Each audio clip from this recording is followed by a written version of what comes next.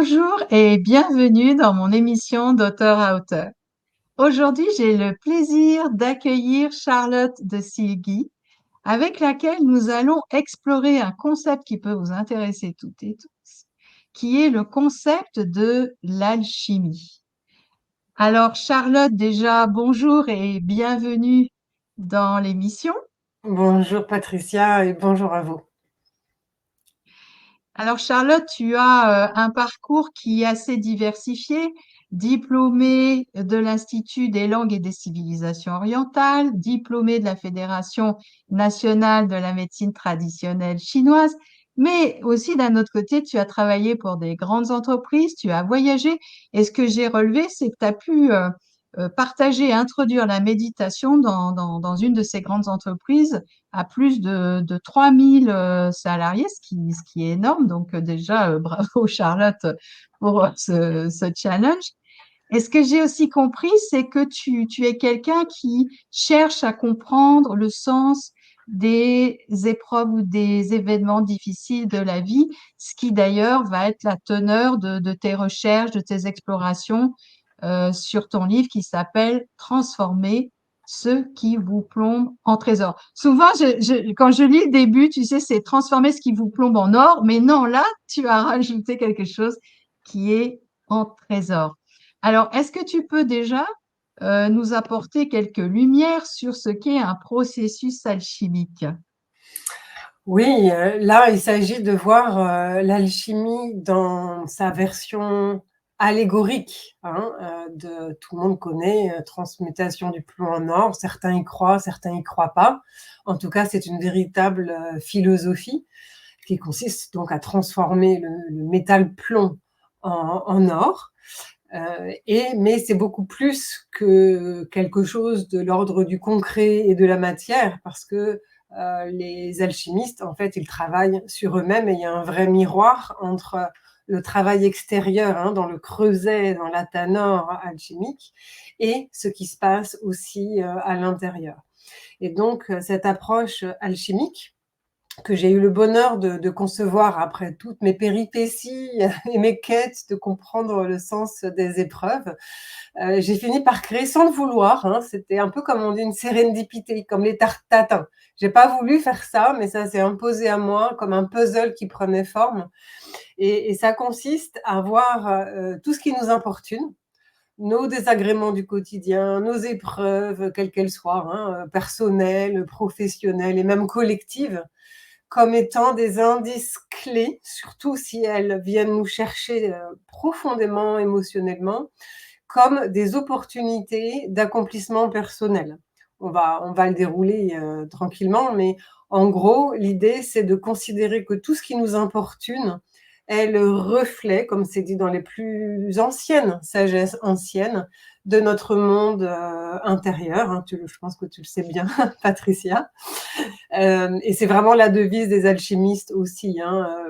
Visite l'intérieur de la terre et en rectifiant, tu trouveras la pierre cachée. C'est leur devise qui est vitriol en latin et qui signifie va à l'intérieur de toi, va dans tes ombres pour en faire de l'or. Parce que le but du jeu, c'est de considérer que ce qui nous importune à l'extérieur, c'est le reflet de dissonance à l'intérieur, dont on n'est pas coupable, mais dont on s'est imprégné dans notre enfance par ce qui s'est passé dans notre vie et par aussi les mémoires transgénérationnelles dont on s'imprime, hein, dès la fécondation, je dirais. Et donc, on se pétrit d'un certain nombre d'énergies dissonantes qui ne sont pas qu'un mauvais karma, qui ne sont pas que la faute à pas de chance. Il est vraisemblable, comme c'est dit dans les textes anciens, que notre âme les a choisis dans un but précis. Et c'est ce que j'ai découvert et qu'on va dérouler dans un instant dans toutes mes sagesses que j'ai explorées, dans mes voyages, les conférences, les stages, les bouquins, et puis dans mes propres observations et dans mes propres explorations de ma caverne d'Ali Baba à moi, hein, dans mes propres ombres aussi. Hmm. Alors, tu parles de dissonance euh, ou de distorsion finalement émotionnelle. Ça peut être intéressant de savoir en fait comment ces dissonances ou ces distorsions émotionnelles de l'enfance peuvent nous impacter et modeler notre personnalité d'aujourd'hui. Oui, alors là, c'est très vaste. Il y a des choses dont on a conscience, quand on a, vécu des choses vraiment très marquantes, comme, je prends du plus léger au plus lourd, hein, comme, un déménagement, un divorce, un abandon, ou, des attouchements sexuels. Il y a des choses très, marquantes qui ont pu nous impacter émotionnellement et rester sous forme de ce que j'appelle ombre, c'est-à-dire une émotion douloureuse, perturbante, qui impacte notre cœur, et même quand je dis le cœur, c'est le cœur de nos cellules, hein, parce que tout ça, c'est de l'information qui rayonne à l'intérieur de nous. Donc, il y a parfois des choses ponctuelles, marquantes, mais ça peut être aussi quelque chose de répétitif et qui n'est pas forcément en apparence dissonant, mais qui peut être en disharmonie avec la mission d'âme.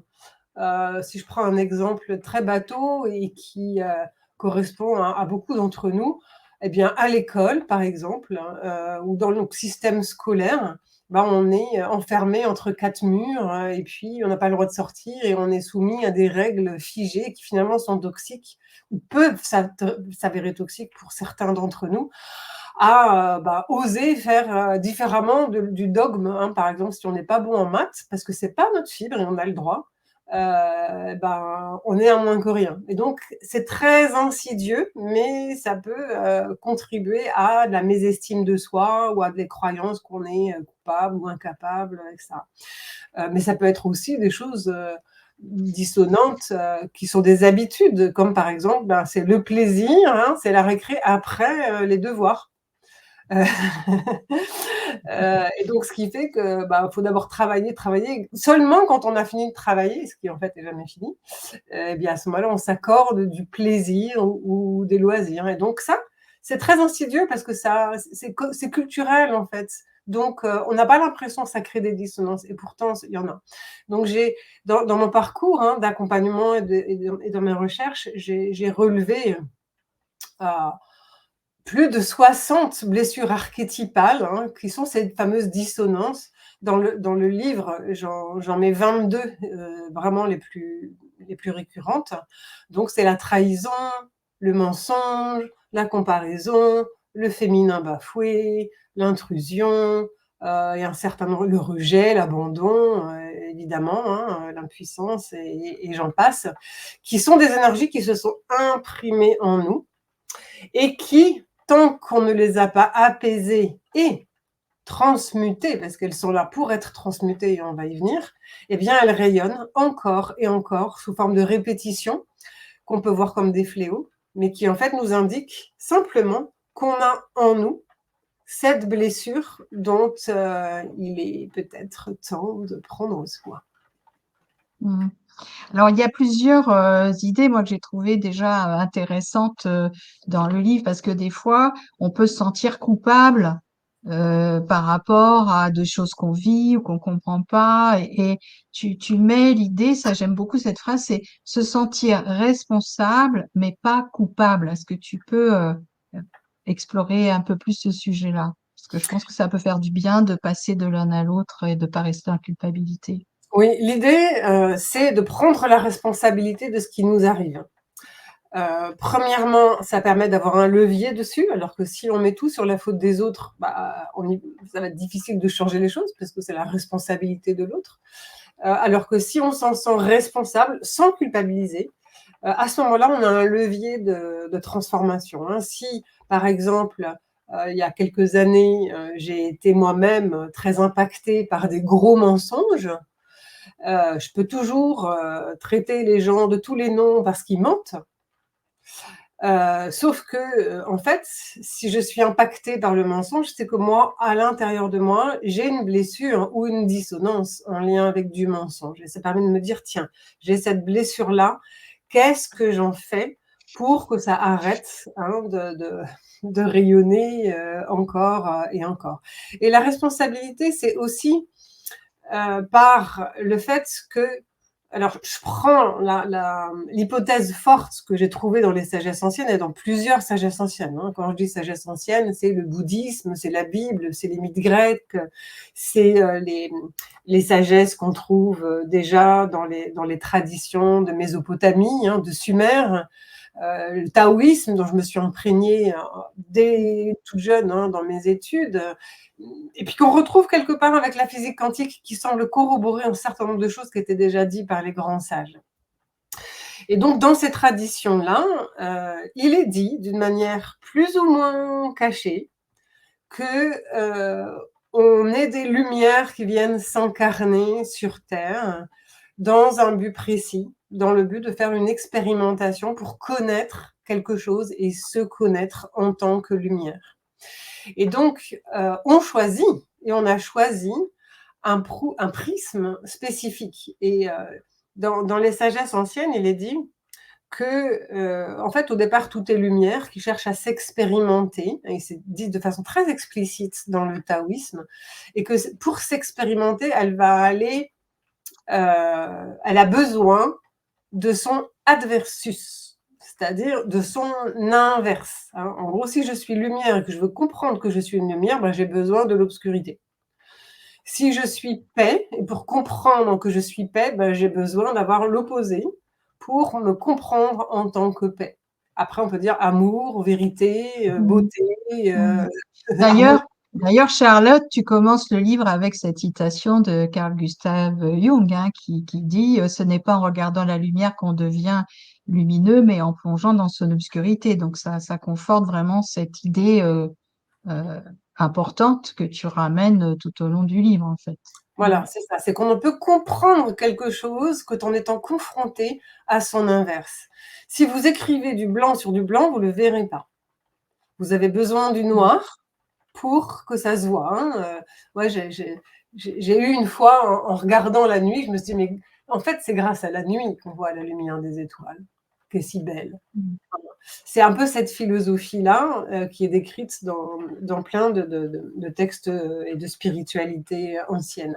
D'où j'ai tiré cette méthode que j'ai décrite dans le livre, et si je continue le dérouler, si je suis lumière et que je cherche à m'incarner pour faire l'expérience de moi-même, je vais choisir une forme de lumière à expérimenter. Et pour ça, il faut que je passe par son inverse. Donc, si alors, l'inverse de la lumière, hein, c'est à la fois l'ombre, l'obscurité, mais c'est aussi la matière pour les scientifiques. Hein, il y a lumière, matière. Et en fait, c'est les deux. La matière, elle va s'incarner, et c'est E égale mc2 en physique quantique ou chez Einstein. Hein, il y a de l'énergie, beaucoup d'énergie qui se met en fait pour faire de la matière. Donc cette énergie, on l'appelle amour, on l'appelle lumière, comme on veut. Et pour que cette lumière, cette petite lumière, hein, ces milliers de petites lumières, hein, cette lumière qui se diffracte en des milliers d'âmes quelque part, eh bien, elle va s'incarner dans un moule avec des dissonances qu'on va appeler des ombres, qui sont là pour révéler la lumière. Et donc, dès le début de notre vie, pour répondre à ta question sur la responsabilité, notre âme choisit une mission d'incarnation quelque part. Et pour ce faire, elle va passer au départ, dès le début de sa vie, pour partie, hein, parce qu'on s'incarne aussi avec des lumières, mais pour partie, elle va s'incarner avec des ombres choisies, triées sur le volet, qui correspondent vraiment au programme d'incarnation. Donc, si je suis par exemple une petite lumière qui s'appelle le général de Gaulle, eh bien, pour œuvrer à la liberté, pour œuvrer à la libération, au bout de Nelson Mandela, eh bien, il faut que je désire éperdument aller vers cette liberté. Et ça sous-entend, si je le désire éperdument, hein, pour me mener, c'est cette quête pour me mener là, bah, ça sous-entend que je ne l'ai pas.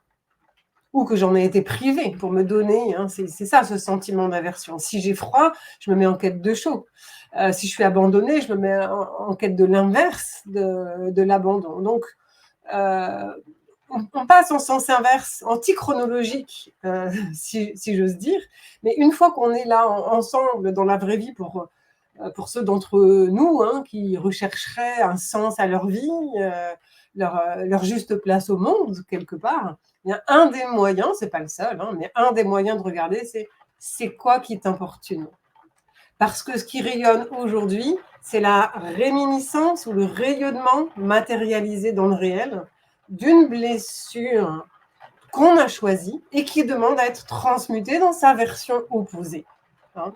Si je suis très énervée par la notion de séparation, par exemple, parce que j'ai vécu des séparations ou des choses très cloisonnées, on va dire, dans mon enfance, ben, c'est que je suis née pour œuvrer, entre autres, hein, parce qu'on a plusieurs blessures, née à la notion de réunion, de rassemblement, de réparation de ce qui a été séparé ou brisé selon les cas. Hein. Mm. Voilà, donc c'est un peu cette responsabilité. Si on a un souci, il ne s'agit pas de se sentir coupable, c'est de ma faute et je suis nulle, etc. C'est de dire, OK, j'ai ça en moi comme énergie. Qu'est-ce que mon âme a choisi d'en faire? Et c'est là où j'ai eu la chance de créer cette méthode qui est quasi mathématique, même si elle fait appel à quelque chose de très émotionnel, puisqu'il y a une loi directe d'inversion entre nos bobos ou nos traumas actuels et passés et ce qu'on est venu accomplir dans le monde. Mm. Oui, ce que je trouve aussi intéressant, c'est de regarder en fait ces situations dissonantes dans notre vie, moi je dirais aussi disharmonieuses, par l'intermédiaire de plusieurs prismes.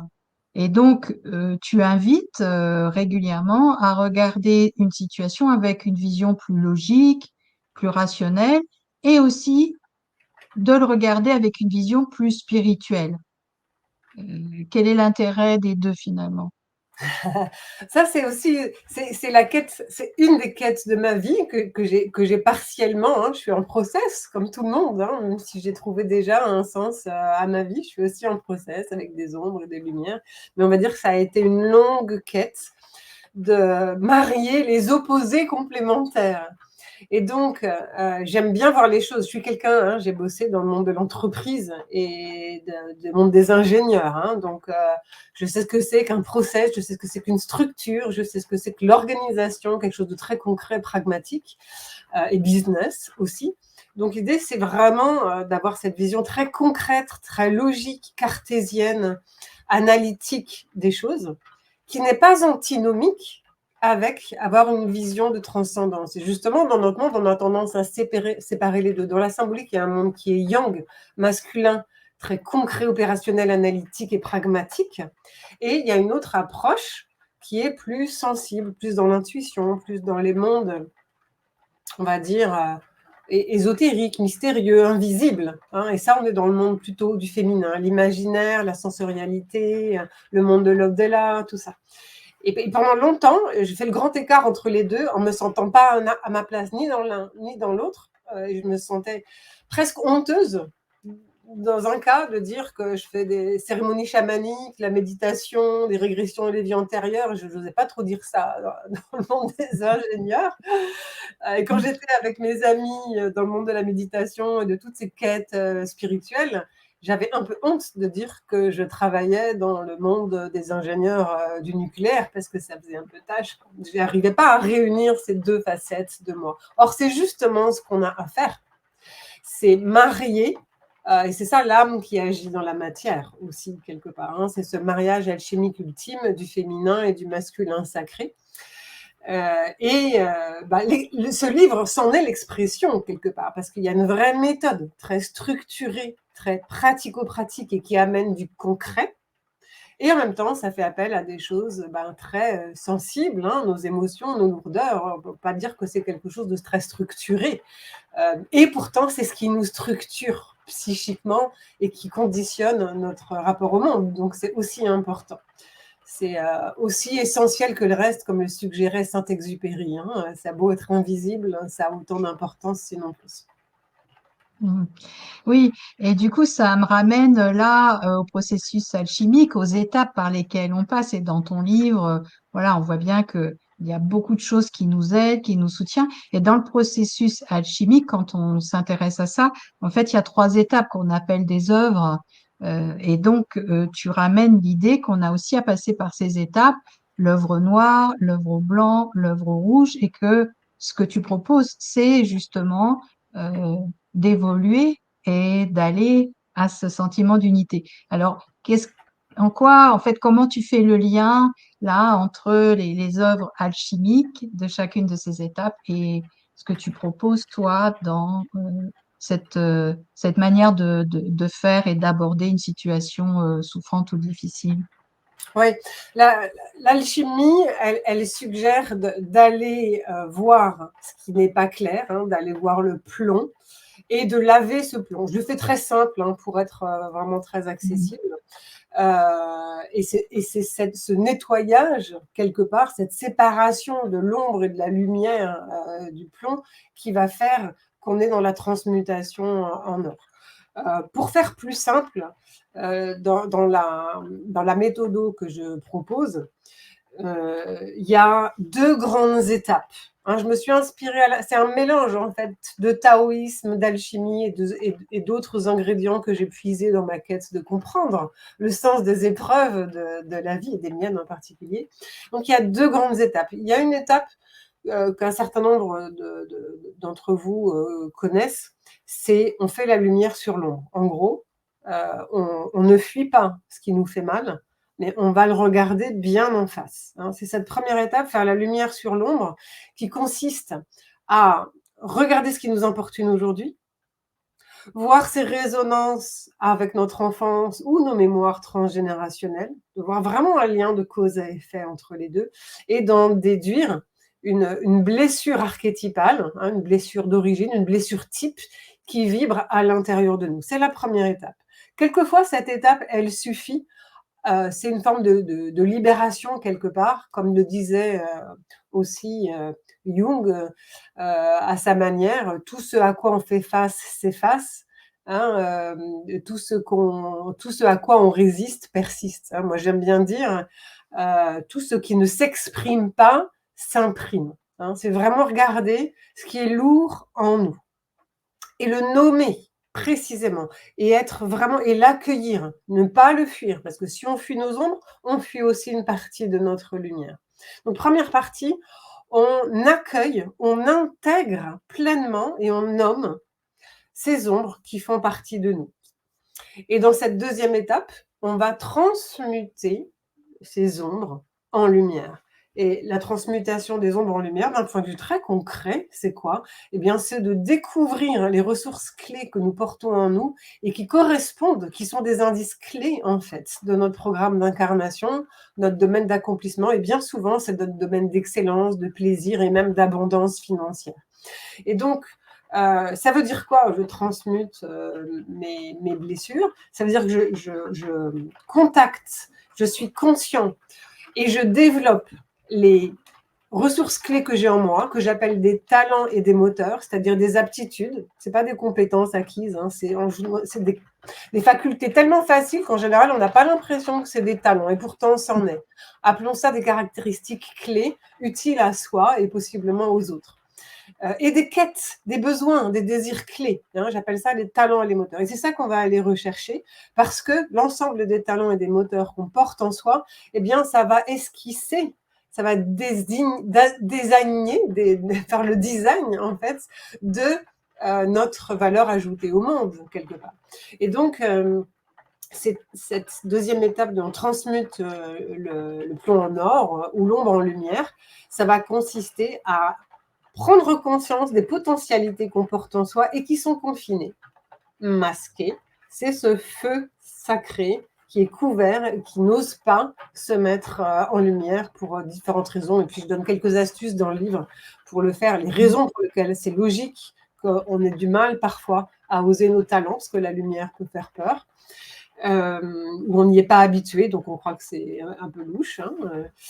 Et donc, pour prendre un exemple très concret, puisqu'il y a toujours cette loi d'inversion, hein, si j'ai une blessure, je ne sais pas, tu as une idée en tête d'une dissonance que tu aurais envie qu'on transmute, là, pour l'exemple? Ben écoute, j'avais regardé aussi parce que tu parles des archétypes et des convergences d'archétypes, et donc j'avais comme ça repris, tu vois, quand il y a l'abus de pouvoir et l'enfermement, ou ce qu'on peut aussi trouver fréquemment, le mensonge, la trahison et l'infidélité, tu vois, Mmh. dans ces agencements. Alors peut-être que tu peux faire quelque chose avec ça. Oui, alors on va pas les faire tous, mais Non. je vais prendre le mensonge parce que je l'aime beaucoup et que j'ai évidemment travaillé dessus compte tenu de ce que je te disais tout à l'heure.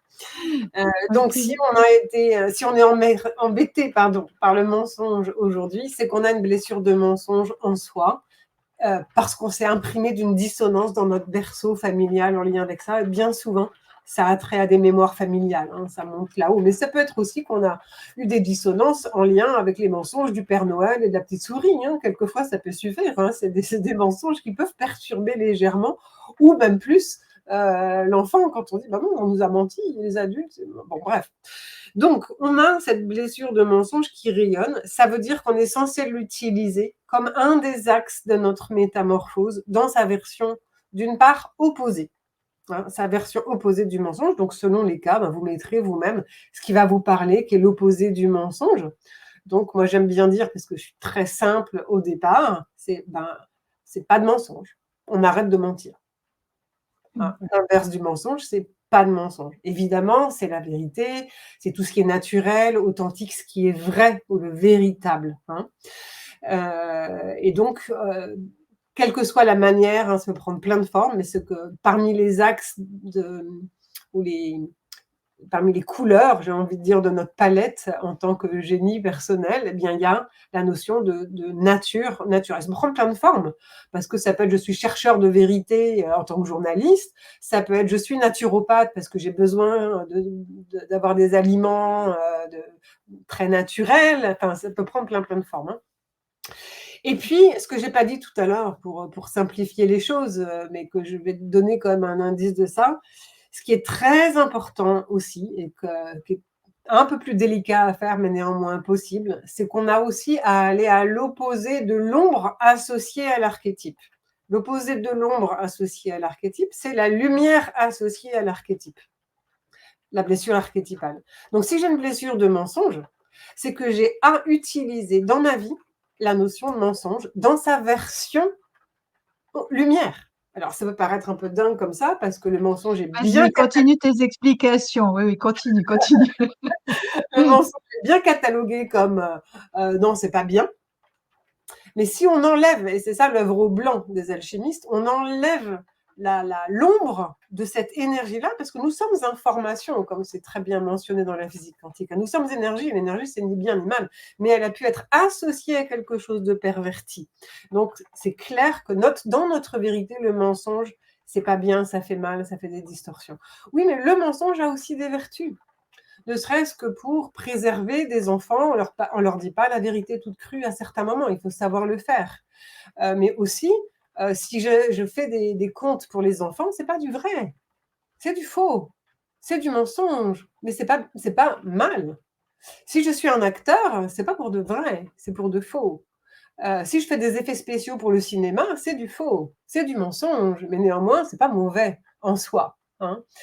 Si je crée des jeux de rôle en tant que thérapeute pour créer un contexte qui va faire éclore des vérités intérieures, c'est pas mauvais.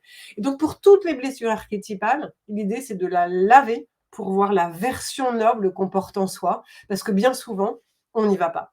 Parce qu'on a vraiment associé quelque chose de douloureux ou de pénible à ça, et donc ça reste en angle mort. Et donc ma proposition, c'est de s'ouvrir au moins énergétiquement, mais aussi intellectuellement, pour comprendre qu'on a peut-être des pas à faire quelque part vers la version noble de la blessure.